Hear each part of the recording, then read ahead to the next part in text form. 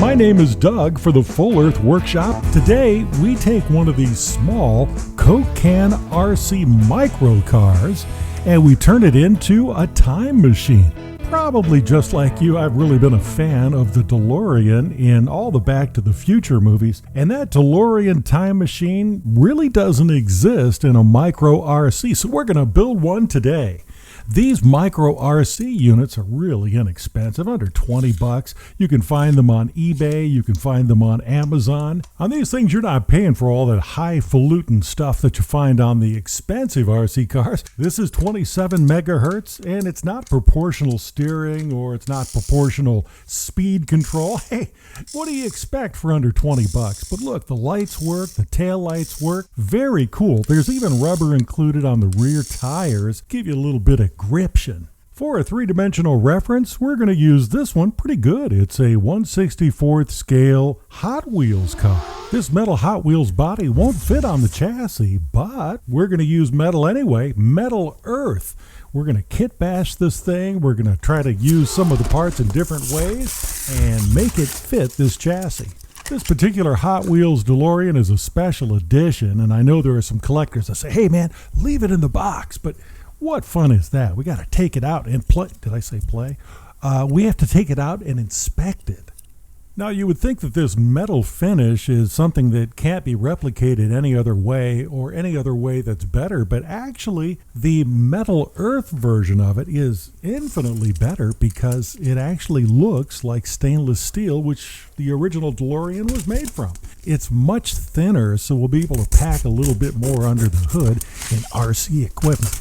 I've never done a Metal Earth before, so this should really be fun, and we'll kind of learn about this together. One thing I have noticed is it's made of much thicker material than I thought, and that's going to play well on this RC car. You never know, our playtime might get overzealous and we'll crash this thing into a wall.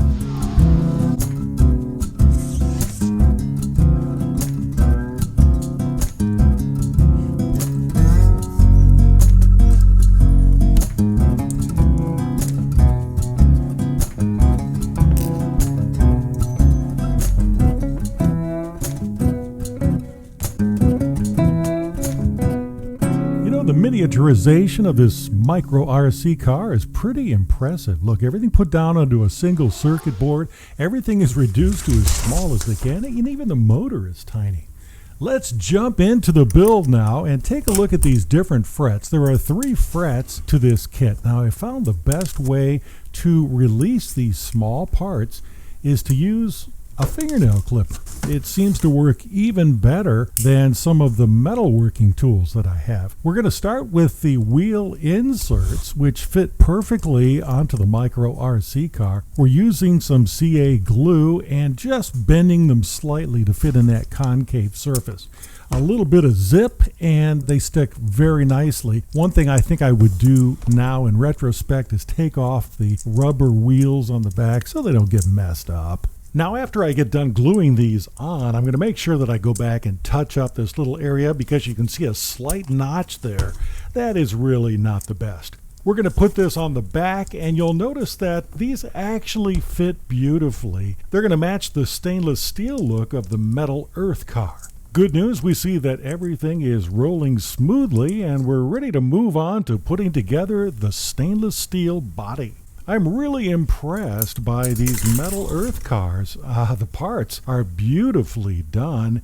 They are a little bit tricky to put together if you've never done one before, but I think that after you get 1 or 2 under your belt, it's all going to seem much, much easier. Remember, this is my first Metal Earth, so this experience, for you guys that have done these several times, might seem like just a novice experience, but I'm having a really good time at it.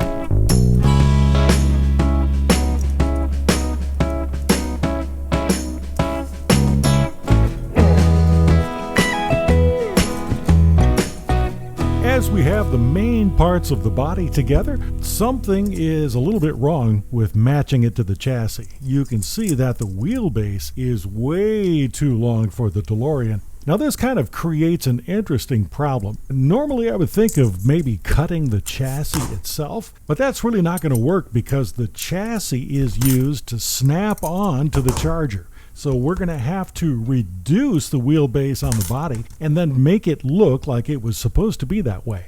Now, oddly enough, this is the kind of behavior we came to expect from General Motors. One of the well-known stories back in the 90s, the Aztek was a beautiful concept car. It was a very cool-looking sport utility vehicle that was meant for the 20, 30-somethings. It was quite a success on the show car circuit, but when they came to making it actually into a car, there was no chassis that fit this beautiful body. So General Motors shrank down this body, which became the rather ugly-looking Aztek, which sold very poorly and was discontinued after just a few years. And there's an interesting tie-in with this car.